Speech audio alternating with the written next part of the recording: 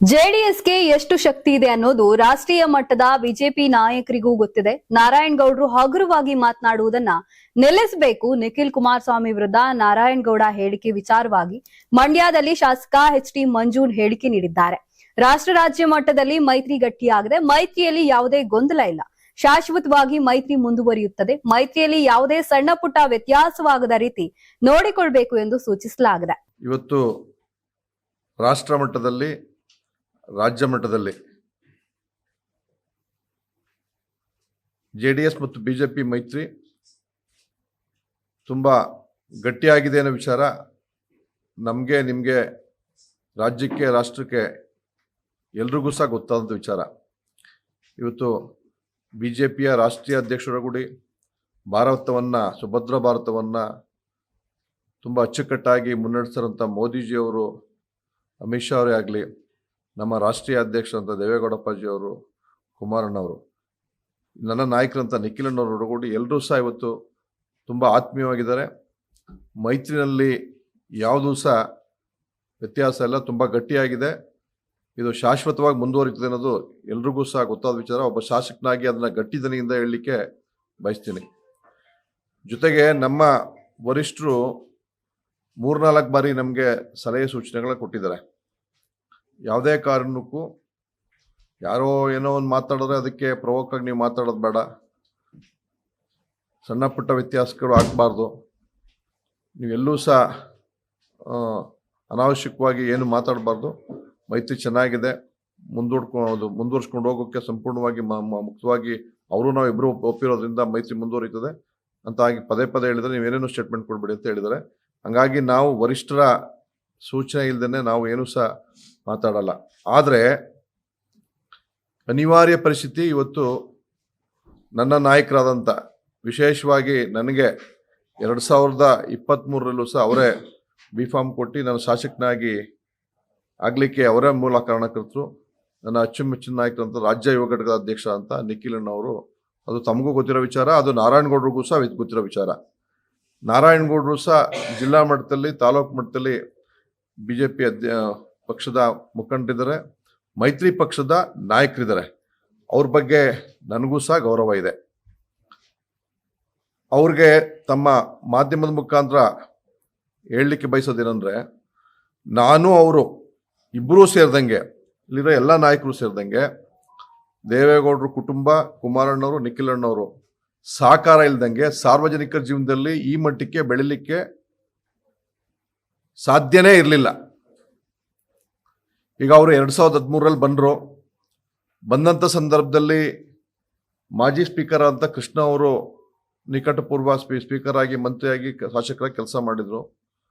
ಆ ಸಂದರ್ಭದಲ್ಲಿ ನಾರಾಯಣಗೌಡರಿಗೆ JDS ಪಕ್ಷ, ದೇವೇಗೌಡಪ್ಪಾಜಿಯವರು, ಕುಮಾರಣ್ಣವರು ಇವರೆಲ್ಲರೂ ಸಹ ಆ ಕುಟುಂಬ ಆಶೀರ್ವಾದ ಮಾಡಿದ ಒಂದು ಬಿಫಾರ್ಮ್ ಕೊಡೋದ ಫಲವಾಗಿ ನಾವು ಎಲ್ಲರೂ ಸಹ ಅವರ ಗೆಲುವಿಗೆ ಕಾಯಾವಾಚ ಮನಸ ಪ್ರಾಮಾಣಿಕವಾಗಿ ಶ್ರಮ ಬಿದ್ದು ಅವ್ರನ್ನ ಶಾಸಕರಾಗಿ ಮಾಡಿದ್ವಿ. ಅದಾದ ನಂತರ 2018 ಚುನಾವಣೆ ಬಂತು. ಆ ಸಂದರ್ಭದಲ್ಲಿ ಬಿಫಾರ್ಮ್ ವಿಚಾರದಲ್ಲಿ ಸಣ್ಣ ಪುಟ್ಟ ಗೊಂದಲ ಇತ್ತು ಅವ್ರಿಗೆ. ಆವಾಗ ನಾವೇನೇ ನಿಖಿಲಣ್ಣ ಕರ್ಕೊಂಡು ಬಂದೋ, ತಾಲೂಕಿನಲ್ಲಿ ಪ್ರೊಸೆಷನ್ ಮಾಡ್ಕೊಂಡು ಬೈಕ್ ರ್ಯಾಲಿ ಮುಖಾಂತರ ನಾನೇ ಕರ್ಕೊಂಡು ಹೋದೆ.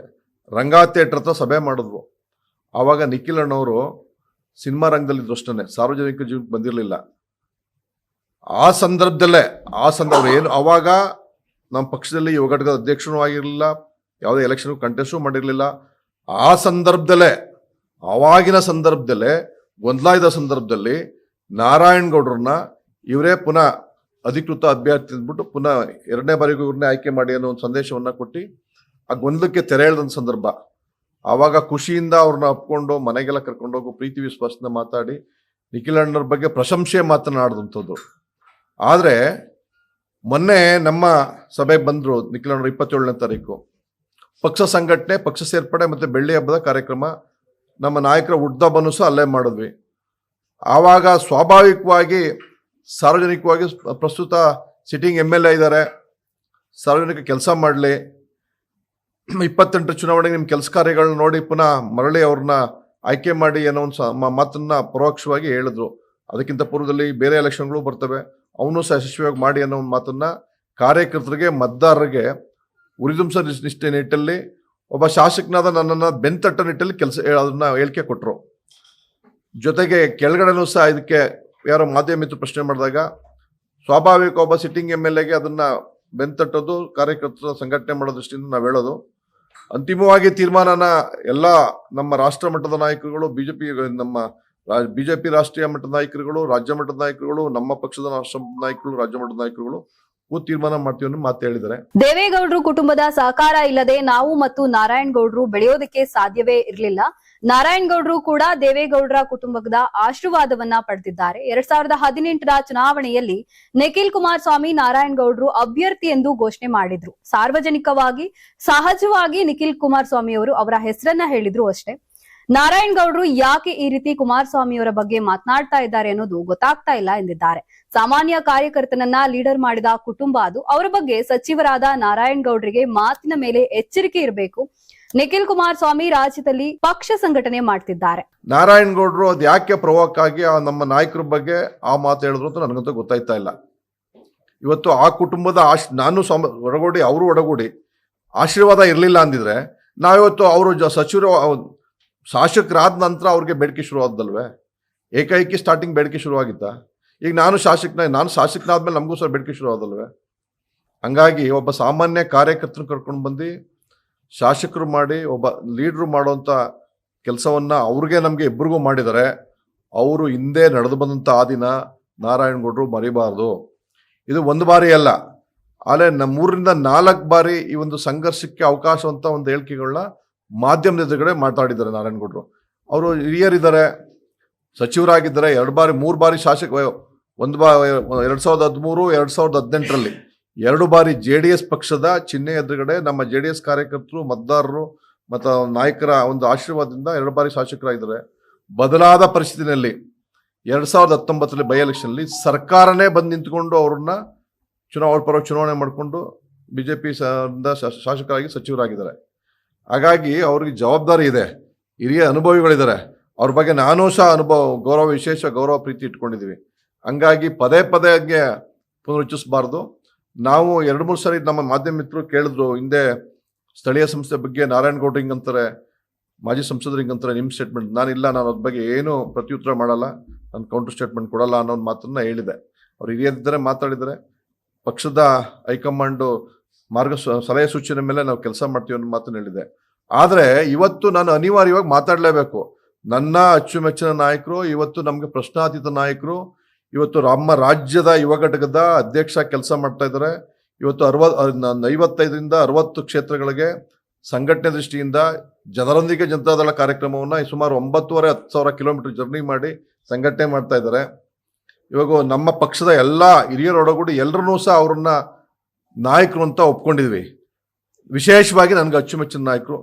ಹಾಗಾಗಿ ಅವರು ಮಾತಾಡೋದಕ್ಕೆ ಅನಿವಾರ್ಯವಾಗಿ ನಾನು ಪತ್ರಿಕೆಯಲ್ಲಿ ಅದನ್ನ ಅವ್ರಿಗೆ ಮನವರಿಕೆ ಮಾಡಿಕೊಡ್ಲೇಬೇಕು ಅನ್ನೋ ದೃಷ್ಟಿಯಿಂದ ಇವತ್ತು ಮಾಧ್ಯಮದ ಎದುರುಗಡೆ ಬಂದು ಕೂತಿದ್ವಿ. ಇದು ವಿಚಾರ. ಇವತ್ತು ನಮ್ಮ ವರಿಷ್ಠರುಗಳು ಸಹ ನಮಗೆ ಸೂಕ್ಷ್ಮ ಕಿವಿ ಮಾತು ಹೇಳಿದ್ದಾರೆ.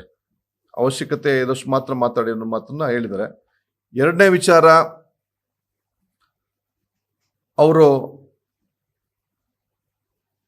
ಮೊನ್ನೆ ಇದೊಂದು ಹೇಳಿದ್ದಾರೆ, ನಾನು ತಂದ ಅನುದಾನನ ಪೂಜೆ ಮಾಡ್ಕೊಂಡು ಹೋಯ್ತಿದ್ದಾರೆ ಅಂತ ಅಂದ್ಬಿಟ್ಟು. ನಿಜ, ಅವರು ಕುಮಾರಣ್ಣವರು ಎಲೆಕ್ಷನ್ ಸಂದರ್ಭದಲ್ಲಿ ವೇದಿಕೆಯಲ್ಲೂ ಹೇಳಿದ್ರು, ನಾನು ಅದಕ್ಕೆ ಏನು ಬೇಸರ ಇಲ್ಲ, ಒಬ್ಬ ಲೀಡರ್ ಇದ್ದಾರೆ, ಮಾತಾಡಲಿ ಬಿಡಿ ಅಂದ್ಬಿಟ್ಟು ನಾನು ಅದಕ್ಕೆ ನೆಗೆಟಿವ್ ಆಗಿ ವ್ಯಕ್ತಪಡಿಸ್ತಿಲ್ಲ. ಅದೇ ವೇದಿಕೆಯಲ್ಲಿ ಸುಮಾರು 85ರಿಂದ 90,000 ಲೀಡರ್ನ ಅಂತರದಿಂದಲೇ ಗೆಲ್ಲಿಸ್ತೀವಿ ಅಂತ ಹೇಳಿದ್ರು. ಖುಷಿ ಆಯ್ತು ನಮಗೆ. ತುಂಬ ಆತ್ಮೀಯವಾಗಿ ಅವ್ರ ಮಾತನ್ನ ಸ್ವಾಗತ ಮಾಡೋದು ಖುಷಿನೂ ಆಯ್ತು. ತದನಂತರ ನಾನೇನು BJPಯವರು, ಪ್ರಾಮಾಣಿಕ BJP ಕಾರ್ಯಕರ್ತರು, ಮೋದಿಜಿ, ಅಮಿತ್ ಶಾ ಅವರ ಅಭಿಮಾನಿಗಳು ಎಲ್ಲರೂ ಸಹ ಕುಮಾರ ಪರ್ವ ಕೆಲಸ ಮಾಡಿದ್ದಾರೆ. ನಾವು ಅದನ್ನ ಸ್ವಾಗತಿಸ್ತೀವಿ. ನಾನು ಮಾಡಿಲ್ಲ ಅಂತ ಹೇಳ್ತಿಲ್ಲ. ಲೀಡರ್ನ ಅಂತರ ಕಮ್ಮಿ ಆಯಿತು, ಇರಲಿ, ಅದಕ್ಕೆ ನಾನು ಚರ್ಚೆ ಮಾಡೋಕ್ಕೆ ಹೋಗಲ್ಲ. ಅದು ಕೆಲವು ಚುನಾವಣೆಗಳಲ್ಲಿ ಸಣ್ಣ ಪುಟ್ಟ ವ್ಯತ್ಯಾಸಗಳು ಆಯ್ತವೆ. ಸ್ವಾಭಾವಿಕವಾಗಿ ನಮ್ಮ ತಾಲೂಕಿನ ವಿಚಾರ ಹೇಳ್ತಿರೋದು, ಅದನ್ನು ಗೌರವಿಸ್ತೀವಿ. ಅವ್ರ ಮತದಾರರು ಒಂದು 25-26 ಲೀಡ್ ಕೊಟ್ಟರು. ಅವ್ರು ಹೇಳಿದಷ್ಟು ಲೀಡ್ ಆಗಲಿಲ್ಲ. ಆದರೂ ನಾವು ಅದನ್ನು ಆತ್ಮೀಯವಾಗಿ ಸ್ವಾಗತ ಮಾಡ್ತೀವಿ. ಇವತ್ತು ಅದೇ ವೇದಿಕೆಯಲ್ಲಿ ಹೇಳಿದ್ರು, ನಾನು 300-400 ಕೋಟಿ ಅನುದಾನ ತಂದಿದ್ದೀನಿ ಅಂದ್ಬಿಟ್ಟು. ನಾನು ಕಳೆದ ತಿಂಗಳು ಜನವರಿ 16ನೇ ತಾರೀಕು ಸಂಕ್ರಾಂತಿ ಹಬ್ಬ ಅವತ್ತು ಗವಿರಂಗನಾಥ ಸ್ವಾಮಿ ರಥೋತ್ಸವ ಸನ್ನಿಧಿನಲ್ಲಿ ಜಾತ್ರಾ ಮಹೋತ್ಸವ ನಡೀತದೆ. ಅಲ್ಲಿ ಒಂದು ಕಲ್ಯಾಣಿ ಉದ್ಘಾಟನೆ ಇತ್ತು. ಆ ಸಂದರ್ಭದಲ್ಲಿ ಮಾನ್ಯ ಜಿಲ್ಲಾ ಉಸ್ತುವಾರಿ ಸಚಿವರಾದಂಥ ಚಲರಾಜಸ್ವಾಮಿಯವರು ಸಹ ಆ ಕಾರ್ಯಕ್ರಮಕ್ಕೆ ರಥೋತ್ಸವ ಕಾರ್ಯಕ್ರಮಕ್ಕೆ ಬಂದಿದ್ರು. ಶಾಸಕನಾಗಿ ನಂದೇ ಅಧ್ಯಕ್ಷತೆ ನಾನು ಆ ಕಾರ್ಯಕ್ರಮದಲ್ಲಿದ್ದೆ. ಅಲ್ಲೇ ಕಲ್ಯಾಣಿ ಉದ್ಘಾಟನೆ ಇತ್ತು ಅವತ್ತು. ಇವರು ಮಾಜಿ ಸಚಿವರಾದ ನಾರಾಯಣಗೌಡರು ಸಹ ಬಂದಿದ್ರು. ಒಬ್ಬ ಶಾಸಕನ ಜವಾಬ್ದಾರಿ ಹಿರಿಯರಿದ್ರೆ, ಮೈತ್ರಿ ನಾಯಕರಿದ್ರೆ ಅವ್ರ ಆತ್ಮೀಯವಾಗಿ ಸ್ವಾಗತ ಮಾಡಿಕೊಂಡು ಅವ್ರನ್ನ ಗೌರವಿಸ್ಕೊಂಡು ಆ ಒಂದು ಕಲ್ಯಾಣಿಯ ಒಂದು ಪ್ರಾರಂಭೋತ್ಸವ ಕಾರ್ಯಕ್ರಮದಲ್ಲಿ ಅವರು ಸಹ ಭಾಗವಹಿಸಿದ್ರು. ಆ ಸಂದರ್ಭದಲ್ಲಿ ನಾನೇ ಹೇಳಿದೆ, ಮಾನ್ಯ ನಾರಾಯಣಗೌಡರಿಗೆ ನೀವು ಮೈಕ್ ಕೊಡಿ, ಅವ್ರಿಗೆ ಕೊಡಿ, ಫಸ್ಟ್ ಮೊದಲು ಮಾತಾಡೋಕೆ ಅವಕಾಶ ಮಾಡಿಕೊಡಿ ಅಂದ್ಬಿಟ್ಟು ಮಾತಾಡ್ತಾ ಹೇಳಿದ್ರು ನಾರಾಯಣಗೌಡರು. ಈ ಕಲ್ಯಾಣಿಗೆ 1.5 ಲಕ್ಷ 1.5 ಕೋಟಿ ದುಡ್ಡು ಕೊಟ್ಟಿದ್ದೀವಿ, ಆ ಕೆರೆಗೆ 3 ಕೋಟಿ ದುಡ್ಡು ಕೊಟ್ಟಿದ್ದೀನಿ, ಈ ಚೌಲ್ಟ್ರಿಗೆ 1.5 ಕೋಟಿ ಕೊಟ್ಟಿದ್ದೀವಿ ಅನ್ನೋ ಮಾತನ್ನ ಹೇಳಿದ್ರು. ಇನ್ನು ಕ್ಷೇತ್ರದಲ್ಲಿ ನಾವು ಬಲವಂತವಾಗಿ ಯಾರನ್ನು ಪಕ್ಷ ಸೇರ್ಪಡೆ ಮಾಡ್ಕೊಳ್ತಿಲ್ಲ. ನಾರಾಯಣಗೌಡ್ರ ಬಗ್ಗೆ ಗೌರವ ಇದೆ, ಅನವಶ್ಯಕವಾಗಿ ಚರ್ಚೆ ಸರಿಯಲ್ಲ. ಸಂಘರ್ಷಕ್ಕೆ ಅವಕಾಶ ಮಾಡಿಕೊಡ್ಬೇಡಿ. ಚುನಾವಣೆ ಇನ್ನು 2 ವರ್ಷ ಇದೆ. ವರಿಷ್ಠರ ತೀರ್ಮಾನಕ್ಕೆ ನಾವು ಬದ್ಧರಾಗಿರೋಣ. ನಿಖಿಲ್ ಬಗ್ಗೆ ಹಗುರವಾಗಿ ಮಾತನಾಡಬೇಡಿ. ಜೆಡಿಎಸ್ಗೆ ಎಷ್ಟು ಶಕ್ತಿ ಇದೆ ಅನ್ನೋದು ರಾಷ್ಟ್ರೀಯ ಮಟ್ಟದ ಬಿಜೆಪಿ ನಾಯಕರಿಗೂ ಗೊತ್ತಿದೆ. ಹಳೆ ಮೈಸೂರು ವಿಭಾಗದಲ್ಲಿ ಜೆಡಿಎಸ್ ಶಕ್ತಿಯುತವಾಗಿದೆ, ಯಾವುದೇ ಅನುಮಾನ ಬೇಡ ಎಂದು HT ಮಂಜು ಹೇಳಿದ್ದಾರೆ. ಆವಾಗ ಅಲ್ಲಿ ಒಂದೇ ಒಂದು ಕಲ್ಯಾಣಿ ಕೆಲಸ ಆಗಿತ್ತು, 3 ಕೋಟಿದು 1.5 ಕೋಟಿ ಕೆಲಸ ಆಗಿರಲಿಲ್ಲ. ನೆಕ್ಸ್ಟ್ ನನಗೆ ಅದಾದ್ಮೇಲೆ ಮಾತಾಡ್ಬಿಟ್ಟು ಅದಕ್ಕೆ ನಾನು ಕೆಲಸ ಮಾಡೋಕ್ಕೆ ಅವಕಾಶ ಕೊಟ್ಟಿದ್ರು. ನಾನು ಕೆಲಸ ಮಾಡಿದ್ದೀನಿ ಇಷ್ಟು ಅಂತ ಹೇಳಿದ್ರು. ನನಗೆ ನೆಕ್ಸ್ಟ್ ಅಲ್ಲೇ ಪುನಃ ನನಗೆ ಅವಕಾಶ ಆಯಿತು ಮೈಕು. ಅಲ್ಲೇ ಹೇಳಿದೆ, ಮಾನ್ಯ ನಾರಾಯಣಗೌಡರು ಹೇಳ್ತಾ ಇರೋದು ನಿಜ, ಅದಕ್ಕೆ 3 ಕೋಟಿ ಹಾಕಿದ್ರು, ಚೌಲ್ಟ್ರಿಗೂ ಸಹ 1.5 ಕೋಟಿ ಹಾಕಿದ್ರು, ಈ ಕಲ್ಯಾಣಿಗೂ ಸಹ ಅವ್ರದ್ದು ಹಿಂದಿನ ಸರ್ಕಾರದ ದುಡ್ಡೇನೆ. ಇವತ್ತು ಹಿಂದೆ ಪೂಜೆ ಮಾಡಿದ್ರು ಅವರೇನೆ. ಕಲ್ಯಾಣಿ ಕೆಲಸ ಇದೆ, ಇವತ್ತು ಪ್ರಾರಂಭ ಮಾಡ್ತಾ ಇದ್ದೀವಿ. ಆದರೆ ಆ 3 ಕೋಟಿ 1.5 ಕೋಟಿ ಅಂತ ಇದ್ರಲ್ಲ, ಅದ್ರ ಜೊತೆಗೆ ಮೈನರ್ ಇರಿಗೇಷನಲ್ಲೇ 37 ಕೋಟಿ ಅನುದಾನವನ್ನ ಚೆಲುವಣ್ಣವ್ರ ಗೌರ್ಮೆಂಟ್, ಹೊಸ ಗೌರ್ಮೆಂಟ್ ಬಂದ್ಮೇಲೆ ಎಲ್ಲ ವಾಪಸ್ ತಗೊಂಡಿದೆ. ಅದು ಒಂದು ಇಲಾಖೆದು ಮಾತ್ರ ಹೇಳದ್ ನಾನು. ಹೇಮಾವತಿ ಇಲಾಖೆಲಿ ವಾಪಸ್ ತಗೊಂಡಿದೆ, PWD ವಾಪಸ್ ತಗೊಂಡಿದೆ, ಎಲ್ಲ ಇಲಾಖೆಯಲ್ಲೂ ಸಹ ವಾಪಸ್ ತಗೊಂಡಿದೆ. ಸೂಕ್ಷ್ಮವಾಗಿ ಅದನ್ನ ನಾರಾಯಣಗೌಡರಿಗೆ ಮಾನ್ಯ ಜಿಲ್ಲಾ ಉಸ್ತುವಾರಿ ಸಚಿವರದು ಸರ್ಕಾರದ ಒಂದು ಭಾಗ ಅವರ ಸಮ್ಮುಖದಲ್ಲಿ ಹೇಳಿದ್ದೀನಿ. ತಾವು ಒಂದು 3-4 ಕೆಲಸ ಬಿಟ್ರೆ ಇನ್ನು ಬಾಕಿ ಕೆಲಸಗಳು ನೀವು ತಂದಿದ್ದಲ್ಲ ಸ್ವಾಮಿ, ವಾಪಸ್ ತಗೋಬಿಟ್ಟಿದ್ದಾರೆ, ಪದೇ ಪದೇ ಅದನ್ನ ಹೇಳ್ಬಾಡಿ ಅನ್ನೋದು ಆ ಮಾತು ಸೂಕ್ಷ್ಮವಾಗಿ ಹೇಳಿದಂಥ ಮಾತು. ತಾವು ತಂದಿದಂಥ ಅನುದಾನವನ್ನ ಈಗಿನ ಸರ್ಕಾರ ವಾಪಸ್ ತಗೊಂಡಿದೆ ಅನ್ನೋ ಮಾತನ್ನ ಸೂಕ್ಷ್ಮವಾಗಿ ಹೇಳಿದೆ. ಅದನ್ನ ಅರ್ಥ ಮಾಡ್ಕೊಳ್ದಾನೆ ಪದೇ ಪದೇ ನಾನು ತಂದಿದ್ದೀನಿ, ಪೂಜೆ ಮಾಡ್ತಾರೆ ಅನ್ನೋ ಮಾತನ್ನ ಹೇಳಿದ್ದಾರೆ. ಅದು ಒಬ್ಬ ಬಹುತೇಕ ಕೆಲವು ಕಡೆ ಹಿಂದಿನ ಸರ್ಕಾರದಲ್ಲಿ ಅರ್ಧಂಬರ್ಧ ಕೆಲಸ ಅದಾಗಿದ್ದು, ಪ್ರಾರಂಭೋತ್ಸವ ಕಾರ್ಯಕ್ರಮದಲ್ಲಿ ಅವರು ಮಾಜಿ ಆಗಿರ್ತಾರೆ, ಹಾಲಿ ಇರೋರು ಪ್ರಾರಂಭೋತ್ಸವ ಮಾಡೋದು ಅದು ಪ್ರೋಟೋಕಾಲು ವಾಡಿಕೆ. ಅದನ್ನ ಬಿಟ್ಬಿಟ್ಟು ನಾನು ತಂದಿರೋದು ಪೂಜೆ ಮಾಡ್ತಾವ್ರೆ, ನಾನು ತಂದಿದ್ದ ಪೂಜೆ ಮಾಡ್ತಾರೋದ ಪದೇ ಪದೇ ಬಳಸಬಾರ್ದು. ನಾನು ಅವ್ರಿಗೆ ಒಬ್ಬ ಕಿರಿಯ ಶಾಸಕನಾಗಿ ಅವರು ಹಂಗೆ ಬಳಸ್ತಿದಾಗ ನಾನು ಅದಕ್ಕೆ ಪ್ರತಿಯಾಗಿ ಮಾತಾಡಿದ್ರೆ ಎಲ್ಲೋ ಅವ್ರಿಗೆ ಮುಜುಗರ ಆಗುತ್ತೆ. ಅದಕ್ಕೆ ಅವಕಾಶ ಮಾಡ್ಕೊಬಿಡೋದು ಮಾತನ್ನ ತಮ್ಮ ಮಾಧ್ಯಮದ ಮುಖಾಂತರ ನಾನು ಅವ್ರಿಗೆ ಹೇಳಲಿಕ್ಕೆ ಬಯಸ್ತೀನಿ. ಇನ್ನೊಂದು ವಿಚಾರ ಹೇಳಿದ್ದಾರೆ, ಮನೆಗೆ ಬಂದವರೆಲ್ಲರೂ ವಿಶ್ವಾಸದಲ್ಲಿ ಕೆಲ್ಸಕ್ಕೆ ಹೋದಂಥವ್ರಿಗೆ ಹಾಕೊಂಡು ಶಾಲೆ ಹಾಕ್ತಾರೆ ಅಂತ. ಯಾರೂ ನಾವು ಆತ್ಮೀಯವಾಗಿ ಬಲವಂತ ಮಾಡಿಲ್ಲ. ಒಬ್ರು ಅವ್ರ ಪಕ್ಷದ ಮಾಜಿ ಪುರಸಭಾ ಸದಸ್ಯರು ಬಂದ್ರು ನಮ್ಮ ಮನೆಗೆ ಯಾವುದೋ ಒಂದು ಕೆಲಸದ ವಿಚಾರಕ್ಕೆ. ಅವ್ರದ್ದು ಹುಟ್ಟದಬ್ಬ ಇತ್ತು ಅವತ್ತು. ಅವರ ಬೇರೆ ಪುರಸಭಾ ಸದಸ್ಯರು ಅವ್ರ ಕೊಲೀಗ್ಸ್ ಎಲ್ಲ ಬಂದಿದ್ರು. ಅಣ್ಣ ನಂದೀಶ್ ಅವ್ರು ಹುಟ್ಟದಬ್ಬ ಇವತ್ತು ಅಂತ ಹೇಳಿದ್ರು. ನಂದೀಶ್ಗೆ ನನ್ನ ಪಕ್ಷ ಶಾಲೆ ಹಾಕಿಲ್ಲ, ಮಾಮೂಲಿ ಗೌರವಯುತವಾಗಿ ಒಬ್ಬ ಹುಟ್ಟುಹಬ್ಬ ಸಂದರ್ಭದಲ್ಲಿ ಒಂದು ಹಾರ ಹಾಕಿ ಶಾಲೆ ಹಾಕಿ ಅವ್ರಿಗೆ ವಿಶ್ ಮಾಡಿದ್ವಿ ಅಷ್ಟೇ. ಹುಟ್ಟುಹಬ್ಬಕ್ಕೆ ವಿಶ್ ಮಾಡಿದ್ವಿ ಬಿಟ್ರೆ ಇನ್ಯಾರೂ ಸಹ ನಾವು ಮನೆಗೆ ಬಂದವ್ರಿಗೆ ಶಾಲಾ ಕಾರ ಹಾಕಿಲ್ಲ. ಇದು ಅವ್ರಿಗೆ ಮನವರಿಕೆ ಇರಲಿ, ಅವ್ರಿಗೆ ಯಾರು ತಪ್ಪು ಮಾಹಿತಿ ಕೊಟ್ಟಿದ್ರು ಗೊತ್ತಿಲ್ಲ, ಅದನ್ನ ರೀಕಾಲ್ ಮಾಡ್ಕೊಂಡು ಮಾತಾಡ್ಲಿ. ಎರಡನೇದು, ಪಕ್ಷ ಸೇರ್ಪಡೆ ಕಾರ್ಯಕ್ರಮ ಮಾಡ್ಕೊಂಡಿತ್ತು. ಮನು ಅವರು ಮೂಲ ಕಾಂಗ್ರೆಸ್ನ ಸ್ವಲ್ಪ ವಿಶ್ವಾಸ ಇದ್ದಂಥವ್ರು, ಸಂಪರ್ಕ ಇದ್ದಂಥವ್ರು.